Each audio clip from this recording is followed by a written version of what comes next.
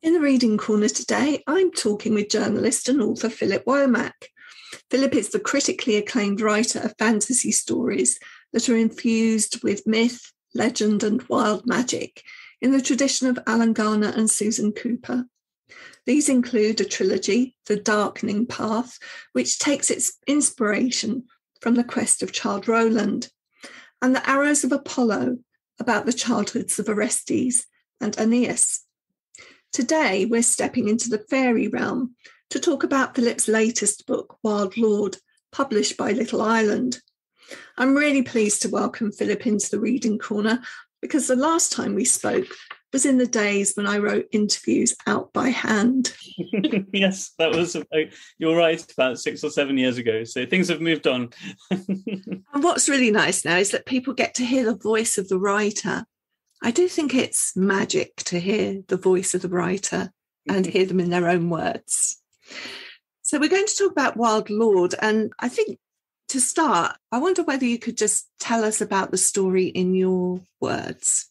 So Wildlord is a story that is essentially about captivity and about breaking free and about making a space for yourself in the world.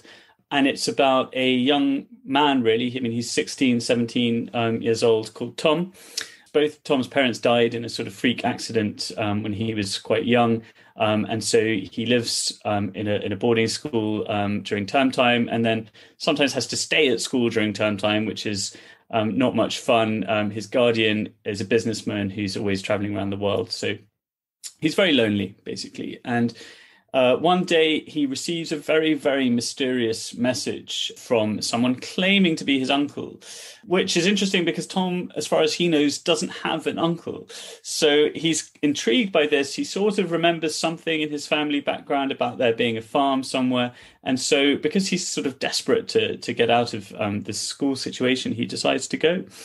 And when he gets there, when he gets to the farm, he discovers some distinctly odd things going on. So there are strange people inside the house. There's his uncle, who's very mysterious and disappears for long stretches of time and has mood swings and talks about extraordinary things that he doesn't really understand, and has a stuffed crocodile in his study. And then there's Zita, who's this very beautiful girl that he finds himself slowly falling in love with, who's very open. She's very charming, but she's also quite difficult and moody. And then there's Kit, who's perhaps the most complicated character of all, who has very long silver hair and silver eyes. So Tom then discovers that the house is basically under siege by these mysterious beings who want something that's inside the house. And it's up to Tom to discover what that is, and then to solve the mystery of what's happening. It has a sort of timeless feel to it right from the beginning, even though it's set in the present day. It could be set 100 years ago. Yes. It could be set 200 years ago. And there's something about the boarding school start, the opening of that doesn't make it contemporary urban. That's what I felt reading it. Yeah. Well, I'm glad you said that, because I've always tried to do that with my books. I've always tried to locate them in our world, in our time, but to make it wide enough so that they will last. And actually, the boarding school setting is very good for that, because they haven't changed for 150 years. The setting doesn't change, and so it kind of adds to that timelessness. I mean, mysterious things start to happen even when Tom is at school. Time is disrupted, yes. And so we know right from the beginning that we're in a story that's going to feature some kind of magic. Obviously, that builds as the story grows. And the magic involves the people. You're going to have to pronounce this for me. So I call them the Samdhiya, but they're called that because, as a linguist at university, or classicist, we did a lot of linguistics, and we looked into Indo-European and Proto-Indo-European. So I was trying to find a way of a kind of language, and so going back into the roots of words, and so some of the Samdhiya have got names that come from this notional language, which is Proto-Indo-European, which is a sort of made-up theoretical language that is posited as the source of all the Indo-European languages. And so Samdhiya means holding together. I mean, it's slightly sort of modified, but it is a sort of way of saying that these are the people who hold things together. That's what they're called. And one of the leaders, or the leader, the central Samdhiya that we have, he's called Rohanga. Yeah. What does that mean? Well, I knew you were going to ask me that. Actually, that name just came to me without any kind of linguistic sort of research. So my thinking behind that name was that it must be a pre-Proto-Indo-European name that sort of came from the ether. So what it means, I don't know, but it has got henge in it. So perhaps that's got something to do with it. I mean, I call him Hawk in the Mist, but I don't think Rohanga means that. But it's a name that was just literally plucked from the ether. It came to me like Rohanga did himself. I mean, it's very strange, the writing process, and I know that it sounds a little bit odd to say things like this, but he walked into my brain and he was already there, and he was called Rohanga, so I couldn't then change his name, even when I was making other people's names from the sort of the building blocks of Proto-Indo-European. I couldn't change his name. So I think we should go back to the plot a little bit. Tom is, as you say, sent this letter to go and stay with his uncle. And he meets, as he's leaving the school, he meets who we later know is Rohanga. And we know then that there's a sort of antagonism that is being set up between Tom and the place that he's going and these, would you say they're faerie people? Well, yes, I would. I would say that they are obviously not the sort of chocolate box fairies that sort of late Victoriana or early Edwardians, with gauzy wings and all that sort of thing, which are a very different sort of thing. But it is this idea of the fae, the Tuatha De Danann, the She, the sort of mysterious beings that most cultures have some sort of sense of that exist in between us and something else. And so there's such a fascinating idea. And I think that in many ways they reflect us, they reflect aspects of us that we find troubling. Perhaps they are ways of explaining certain parts of our nature that we don't really necessarily want to discuss in the open, perhaps, And then, of course, they're also beautiful and they like music and they like dancing and they like hunting. So there's so much there to play with that I felt that even though many others have sort of accessed that sort of seam of literature, that there was plenty more to be done. So. And I think that in some respects, in some folklore, they're like fallen angels as well, like you were saying, living between earth and hell. And what is their relationship with humans? So this is something that will be developed further, which I hope there will be at least one more book. Certainly in the context of this book, they're guardians. It's their role to make sure that the world is balanced, that no one like Jack gets too much power, because there is magic in this world, and Tom has that within him, which is something that he discovers as he goes through the book. So their role is to sort of keep an eye on things. They're not interventionists. They don't come in to guide people. They're just there to kind of keep an eye on things and make sure nothing gets overly troublesome, like old Jack. But sometimes they want relationships with human beings. Yes, they do, and sometimes they have relationships with human beings, which is part of their nature as well, because they're not pure spirit. They have a bit of that sort of human nature within them. So Tom is off to Tom's house, and it's this mysterious house that seems to change shape. It's on an island surrounded by a moat, and it's in Suffolk. So maybe just tell me a little bit about the setting. Well, the setting is somewhere that I know. I've spent a lot of time there, and it feels quite remote. East Anglia feels remote, even though it's not. You can obviously get there in 2.5 hours. But what I love about Suffolk is that it doesn't feel English in the way that Sussex does, or something like that. The buildings look a bit Dutch. They look a bit different. You have quite a lot of influence from Holland there, and there's a lot of farmhouses, which are just normal farmhouses. They're not grand houses. They're not necessarily stately homes or anything like that. They're just farmhouses which have got moats. And the simple, straightforward reason for that is that it was very marshy and they needed drainage. But obviously when I saw this, I sort of thought, well, why are there so many moats around normal houses, farmhouses? Well, obviously they must be there to stop the Sidhe getting in. So that was and I know that it's normally running water that they can't cross, but I sort of thought, well, water, a moat does have, quite a lot of moats do have fresh water going through them. So and then there are lots of mounds. Obviously there's the famous ones at Sutton Hoo, which I adore, and they were pagans. Those particular Saxons were pagans. They hadn't yet been Christianized, so there is a real sense of kind of mystery and ancient civilization there. So I sort of put those two things together, and because the Sidhe live in mounds, and there's obviously the association of the Sidhe with the dead, and there's that going on as well. So I thought, well, you've got a farmhouse, you've got a moat, you've got a mound, and then it just kind of all flowed from there. Why are the Samdhiya so cross with Tom? There's something in the house, isn't there? So essentially speaking, the Samdhiya are testing Tom in a way. So what Rahanga does at the beginning is a test, and he passes the test. And they test him all the way through until the end. But what's inside the house? So Jack is as it turns out, a very, very powerful magician, and he is manipulating energies. He's manipulating forces that are not his. And he has something, I won't say what, he has something that belongs to the Samdhiya, which he's captured, which is very, very precious to them. And nobody else in the history of the world has ever been able to do this. And Jack was only able to do this because of Kit, who has this particular ability. So the Samdhiya are unable to get into the house because of the wards that Jack puts up around it. They're unable to cross the moat, and they want their thing back. And so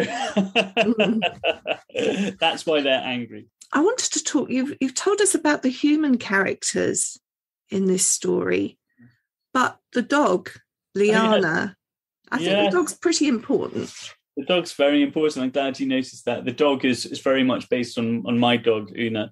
And I think if we're thinking in terms of the texture of the novel, then because there's a lot of wildness in it and a lot of a sense of the boundaries between wildness and animals, and then Liana is obviously a domesticated dog, so she's a kind of bridge between animal and human, but she's also got this kind of wild aspect to her. So in many ways, she's a kind of a bridge between Tom and the Samdhiya. But yeah, without her, it would be a very different book. She has an important role to play. And Liana as well, I think, has a sense of lioness as well. So there's definitely that there. And adds comfort as well for the reader. Look, there's a very important part of this that we haven't talked about, and that's the way in which it's written. And it's not an epistolary novel as such, but every chapter does begin with, at least to begin with, its extracts from a diary, which makes it feel a little like a 19th century novel. Could be Wilkie Collins that we're reading. Tell me a little bit about when you decided to write it in this way. That's a difficult question to answer because it just happened. and I think that the character who's writing the diary is Margaret Ravenswood, who is the daughter of a local rector in the 19th century. She again appeared, and I just immediately knew who she was and how many sisters she had, and the fact she's engaged to be married to this horrible curate that she doesn't want to marry. And it's a story that runs in parallel to Tom's story, because again it's about something being forced on you that you don't want and then trying to find a way out of it. So it sort of informs the story, and it also kind of sets it in relief as well. It's a kind of different way of doing it. But the diary extracts are actually part of the story as well, because Tom finds the diary and he reads it himself. So that sort of made sense as well, that the reader should have access to that. And also it's a way of kind of, because when you're writing and you want your reader to be sort of pulled on, and so it adds an extra layer of sort of pull, basically, through the text, because you want to find out why those diary entries are there. And eventually, I hope when you do find out, I hope it's a bit of a kind of a shock when you do find out.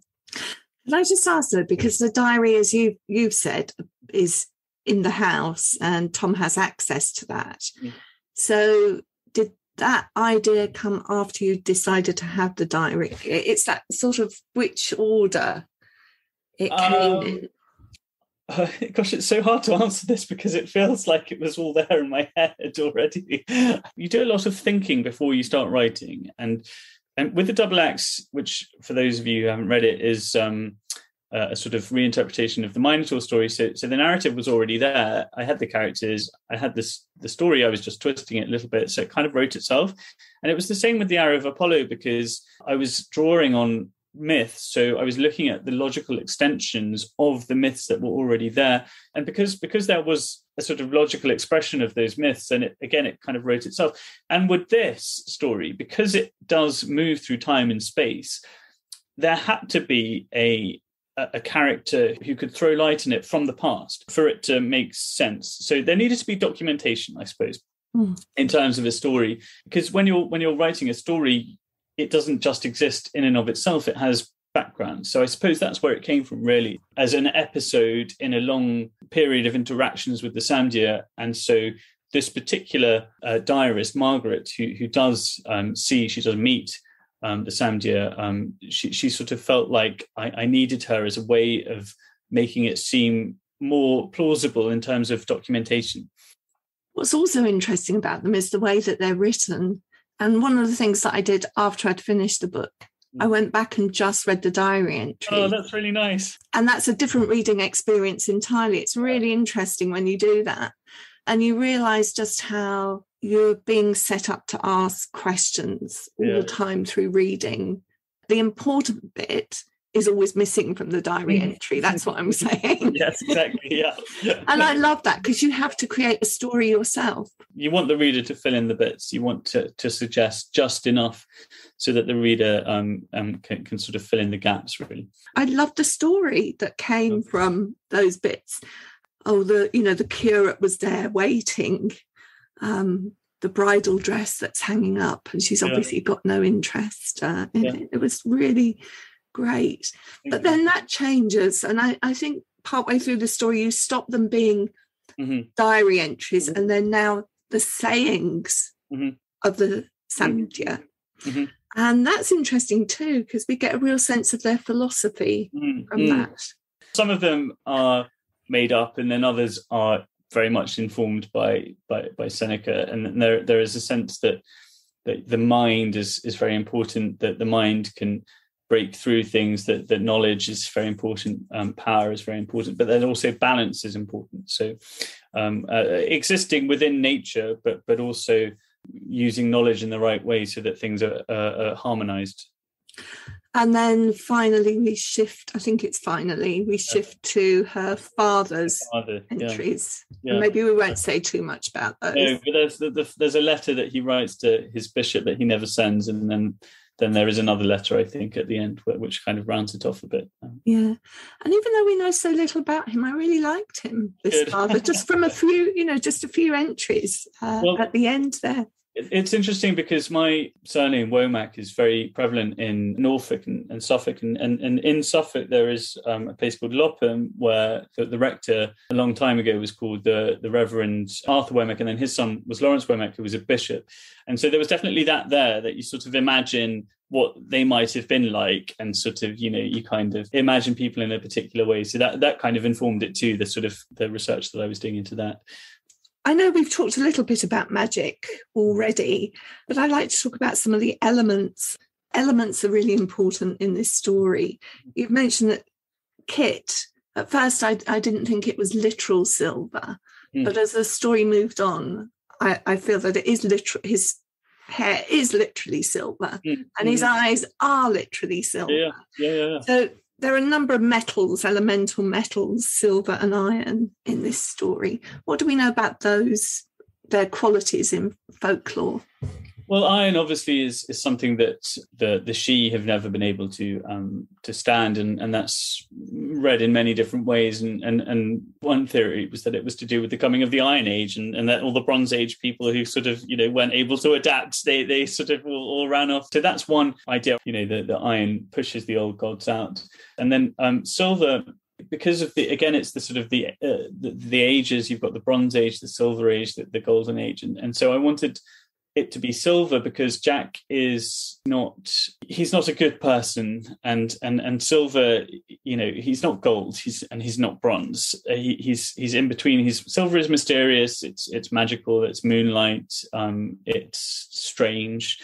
So I sort of wanted to associate Jack's magic with that. Interesting. There's a lot in the story about captivity and freedom and binding things.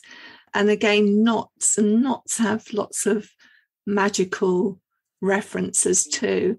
To go back to the idea of captivity, part of what worries me is the way that children are increasingly surveyed, and they're increasingly kept inside and watched over, and they're not allowed to roam in the way that they used to be. And I saw that in a lot of children's books when I was judging a prize. And I sort of feel that the point of a children's book should be to break down boundaries and to open up the world and to show people different things. But then in terms of sort of locks and knots and bindings, well, that's what the Sidhe are very, very good at doing. The folkloric Sidhe, they bind people with spells, they put them under glamours, they hide people, they imprison them. So I thought it was actually quite interesting to do it the other way around, to start with, because you don't, without giving too much away,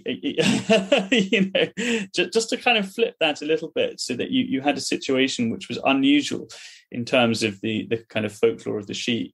And then also there's the sense of secrets, and obviously there's a lot of secrets in the novel, and things being unlocked, unopened. So the imagery of chests, of prisons, of cages is there all the way through, and things being released. So Zita talks about when she was a little girl and she released all these canaries and they all fly out, and so that's very much a kind of central theme. Locks and keys in a house. I'm going to get all sort of Freudian now, but it was Freud's theory that you dream about a house, you're essentially dreaming about your own body or your own image of yourself in some way. So there is that sense there with Mundham Farm, that it's kind of the way it's expanding and contracting as a sort of image of how you grow and change as a person, which is kind of interesting. And then all the kind of shadowy rooms and that are unlocked are parts of your own mind, parts of your own psyche that you're kind of unlocking. So there's a lot there, basically. There is, and there's a lot to, Tom discovers things in those rooms, and a lot of it, there's a lot of wish fulfillment as well in those rooms. Yeah. You sort of took us to start thinking about what children's literature is, what it's for, and also thinking about trends in publishing. Reading your book, although it's very different from Philip Reeve's story, which I was talking about earlier, there is a connection in as much as they have a depth and a slow build to them. They are exciting. And, there's something really big coming in both of these stories. But they are quite a slow build, and they do take you into a place, and they give you an opportunity to explore that place in a reflective way as well. And it strikes me that they're quite different to many stories that are being written at the moment. What are your thoughts about that? As you know, I review and read a lot of young adult fiction, and I think that there is a big trend at the moment for things to be loud, to be fast, to be immediately graspable. What worries me about those things is that they can be too polemical, so that there's only one way of reading something. What I hope with fiction is that, certainly with children's fiction, the best children's fiction has got so much going on in it that even something like Philip Pullman's books, which are overtly atheist, but there are things that you can argue with in there, because he's made this enormous, fascinating, scintillating universe that it isn't as straightforward as saying, well, this is an atheist book, because there are other things happening which you can kind of grapple with. And of course, there is a place for it, and there are teenagers who want books like that, and they get something out of it. But I think it's maybe the difference between, I don't want to make a comparison that's going to offend anyone, but maybe it's the difference between like eating a sweet and having pudding. I don't know. Does that make sense? I don't know.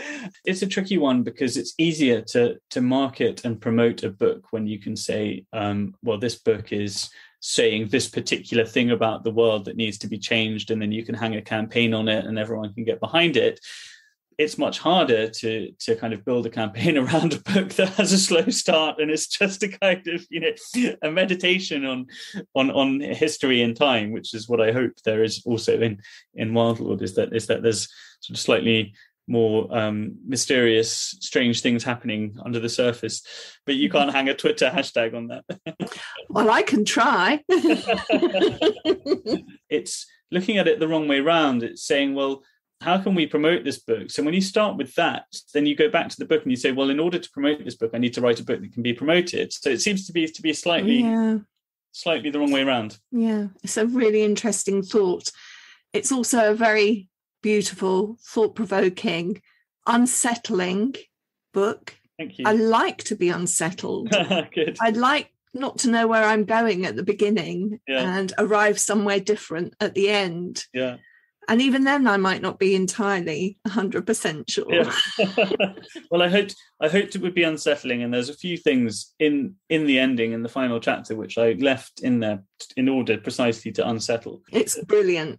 And thank you so much for talking to me, Philip. I hope there is going to be another book, and I will certainly be picking it up and reading it. Oh, thank you. That's wonderful. It's really nice chatting. Thank you, Nikki. In the Reading Corner is presented by Nikki Gamble and produced by Alison Hughes. If you have enjoyed this podcast, please do leave a review for us. To find out about other projects, including an audience with events and the Exploring Children's Literature Summer School, visit www.exploringchildrensliterature.uk. Join us again soon in the Reading Corner on your favourite podcast platform.